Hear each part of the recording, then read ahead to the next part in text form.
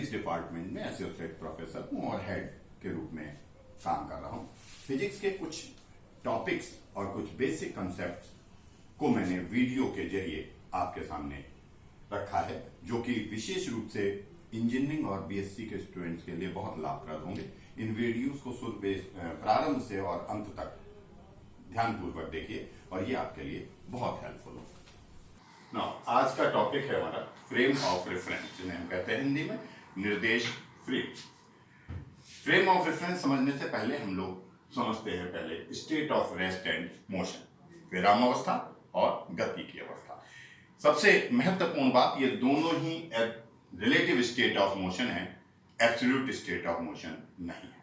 कोई भी पिंड हमेशा हर एक के रिस्पेक्ट में विराम अवस्था में नहीं हो सकता, हर एक के रिस्पेक्ट में गति अवस्था में नहीं हो सकता है। ये डिपेंड करता है कि हमारा रेफरेंस क्या है, यानी ये दोनों आपेक्षिक अवस्था है। कैसे हम इसको परिभाषित कर सकते हैं?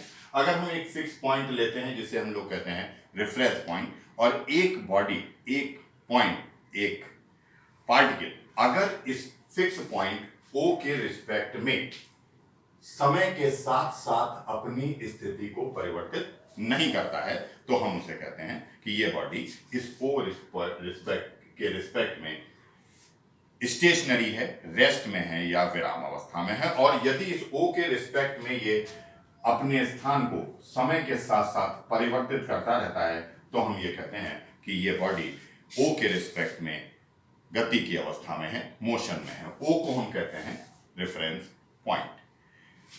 अगर हम इस रेफरेंस पॉइंट O से संबंधित तीन अक्षों का एक समूह लें, कोई पिंड लें, कोई निकाय लें, कोई सिस्टम लें, सिंपलेस्ट, अगर हम इससे संबंधित तीन म्यूचुअली परपेंडिकुलर एक्सिस का एक सिस्टम ले लें, जिनको जनरली हम लोग एक्स, वाई और जेड एक्सिस से रिप्रेजेंट करते हैं, तो इस 3 एक्सिस सिस्टम में हम इस पार्टिकल की, इस बॉडी के मोशन को कंप्लीटली डिस्क्राइब कर सकते हैं with the help of some variables. कुछ वेरिएबल्स की सहायता से हम डिस्क्राइब कर सकते हैं इसके मोशन को, और इन वेरिएबल्स को हम लोग कहते हैं कि रिप्रेजेंट करते हैं जनरली एक्स, वाई, जेड से। मान लीजिए ये इनिशियली इस पोजीशन पर था, ए पॉइंट पर, तो हम कहते हैं कि इसके लिए ये वेरिएबल्स हैं x1, y1, z1, और कुछ समय के पश्चात ये जब यहां पर पहुंच जाता है तो इसके ये वेरिएबल्स की वैल्यू हो जाती है x2, y2 और z2 जब ये पहुंचता है पॉइंट B पर। इन x, y, z को हम कहते हैं पोजीशन कोऑर्डिनेट्स या स्थिति निर्देशांक। लेकिन इनको कंप्लीटली डिस्क्राइब करने के लिए एक और कोऑर्डिनेट की आवश्यकता होती है, और उसको हम कहते हैं टाइम कोऑर्डिनेट। T1 पोजीशन पर ये यहां था, T2 पोजीशन पर ये यहां पर था, और इस ग्रुप ऑफ कोऑर्डिनेट्स या ग्रुप ऑफ वेरिएबल्स को हम कहते हैं स्पेस टाइम कोऑर्डिनेट्स या दिक्काल निर्देशांक। तो स्टेट ऑफ रेस्ट और मोशन दोनों ही रिलेटिव मोशन है, और इनको डिस्क्राइब करने के लिए जो 3 एक्सिस सिस्टम हमने लिया है, इस सिस्टम को हम कहते हैं frame of reference. So what is frame of reference? Frame of reference is a system, is a body, a group of axes which can describe completely the motion of a body with the help of specific variables। एक ऐसा पिंड, एक ऐसा निकाय, अक्षों का एक ऐसा समूह जिसमें किसी भी गतिमान कण की गति का वर्णन पूरी तरीके से किया जा सकता है कुछ विशिष्ट निर्देशांकों की सहायता से, उसे हम कहते हैं रेफरेंस फ्रेम या फ्रेम ऑफ रेफरेंस, निर्देश फ्रेम। राइट? जैसे ये X, Y, Z, T3 mutually perpendicular axis का जो सिस्टम लिया है, इसे हम कहते हैं कार्टेशियन कोऑर्डिनेट सिस्टम। इसमें वेरिएबल्स यूज किए जाते हैं एक्स, वाई, जेड। इसी प्रकार से और भी कोऑर्डिनेट सिस्टम है, जैसे स्फेरिकल पोलर कोऑर्डिनेट सिस्टम, जिसमें हम r, थीटा, फाई यूज करते हैं। सिलिंड्रिकल कोऑर्डिनेट सिस्टम, जिसमें हम r, थीटा, z यूज करते हैं। इसके अलावा जो भी चीज इसको किसी भी गतिमान कण का वर्णन कर सकती है, उसे हम कहते हैं फ्रेम ऑफ रेफरेंस। जैसे sun, earth, satellite, stars, solar system, galaxy, ये सब कैपेबल हैं किसी भी पार्टिकल की, किसी भी बॉडी के मोशन को डिस्क्राइब करने के लिए, इसलिए ये सब फ्रेम ऑफ रेफरेंस या निर्देश फ्रेम हैं। निर्देश फ्रेम या फ्रेम ऑफ रेफरेंस को हम वर्गीकृत करते हैं मेनली 2 पार्ट्स में। One is known as inertial frame of reference, other is known as non inertial frame of reference. जड़त्वीय निर्देश फ्रेम और अजड़त्वीय निर्देश फ्रेम। क्यों कहते हैं इनको ऐसा?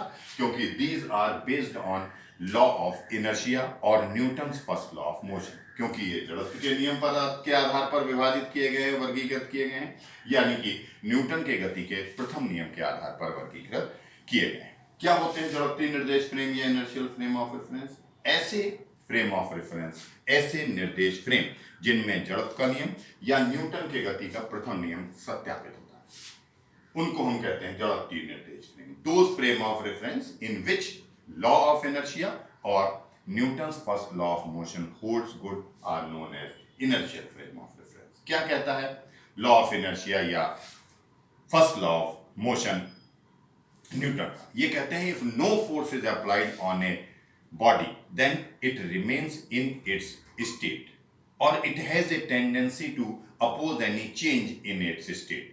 हर बॉडी में, चाहे वो रेस्ट में हो चाहे वो मोशन में हो, अपनी स्थिति परिवर्तन का, अवस्था परिवर्तन का विरोध करने की प्रवृत्ति होती है और यदि उन पर बल ना लगाया जाए तो वो अपनी अवस्था में यथावत या एज सच रहते हैं। जैसे कि F means F is not equal to 0, that is F is equal to ma, so ma is equal to 0, that is a F is equal to 0, that is ma is equal to 0, so a is equal to 0, यानी acceleration शून्य with त्वरण 0।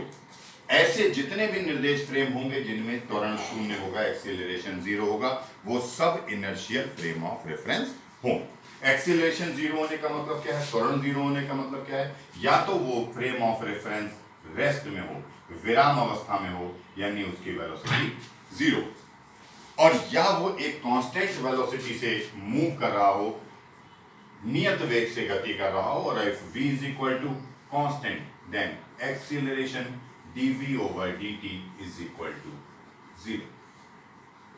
dv over dt is equal to 0. Acceleration 0 दो स्थितियों में होगा। So all those frame of reference which are stationary or moving with constant velocity are inertial frame of reference.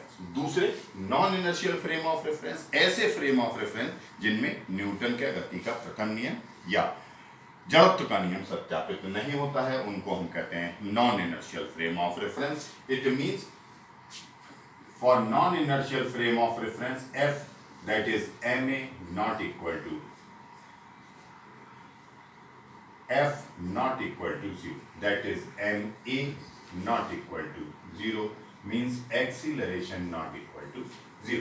जिनमें acceleration 0 नहीं होता है, जिनमें त्वरण होता है, जो एक्सीलरेटेड फ्रेम ऑफ रेफरेंस है, उन सभी फ्रेम ऑफ रेफरेंस को हम कहते हैं non inertial frame of reference या अजड़त्वीय निर्देश। अब जो ऐसे फ्रेम ऑफ रेफरेंस हैं जिनमें त्वरित गति है, त्वरण है, वो तो non inertial frame of reference होंगे। But what about the rotational frame of reference? अगर एक फ्रेम ऑफ रेफरेंस रोटेट कर रहा है एक फिक्स पॉइंट के, एक फिक्स एक्सिस के चारों ओर, और इसकी लीनियर वेलोसिटी कांस्टेंट है। लीनियर वेलोसिटी कांस्टेंट होने का मतलब है कि एक्सेलरेशन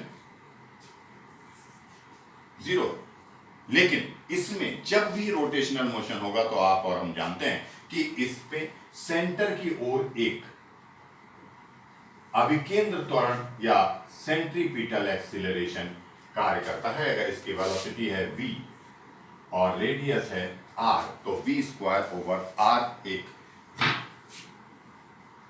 अभिकेंद्र त्वरण centripetal acceleration towards the centre कार्य करता है। इसका मतलब है इसकी लीनियर वेलोसिटी कांस्टेंट होने के बावजूद एक रोटेटरी फ्रेम ऑफ रेफरेंस पर एक एक्सीलरेशन कार्य करता है। इसलिए all the rotatory frame of reference are non inertial frame of reference. Inertial frame of reference में के एग्जांपल्स हमारे कार्टेशियन कोऑर्डिनेट सिस्टम है, स्फेरिकल कोऑर्डिनेट सिस्टम है, सिलिंड्रिकल कोऑर्डिनेट सिस्टम है, या पृथ्वी से बहुत दूर स्थित तारे जो कि लगभग विराम अवस्था में माने जाते हैं, वो सब इनर्शियल फ्रेम ऑफ रेफरेंस हैं।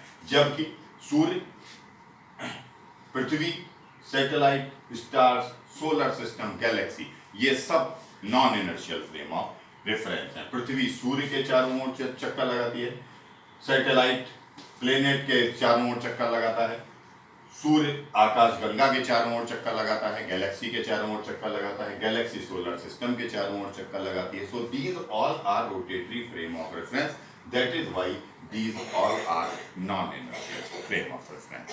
The most popular frame of reference is the Earth, जो हम सबसे ज्यादा यूज करते हैं, सबसे ज्यादा प्रयोग में आने वाला जो हमारा व्यावहारिक रूप से जो फ्रेम ऑफ रेफरेंस है वो अर्थ या पृथ्वी है। हमेशा याद रखिए कि पृथ्वी, आप जानते हैं कि अर्थ में दो तरीके के मोशन होते हैं, एक सूर्य के चारों ओर ये इलिप्टिकल ऑर्बिट में घूमती है, ऑर्बिट यानी इसमें एक ऑर्बिटल मोशन होता है जो कि एक रोटेटरी मोशन है, इसलिए इस पर एक एक्सीलरेशन काम करता है A1 सपोज। इसके साथ ही साथ पृथ्वी अपनी अक्ष के चारों ओर भी घूमती है, इसमें स्पिन मोशन भी होता है और उस स्पिन मोशन के कारण भी इसमें एक एक्सीलरेशन होता है जिसको हम कहते हैं, सपोज हम रिप्रेजेंट करते हैं A2 से। So it has two accelerations, one due to orbital motion and second one due to the spin motion. So clearly Earth is a rotatory frame of reference, so it is a non-inertial frame of reference. But these accelerations are very smaller than the acceleration due to gravity.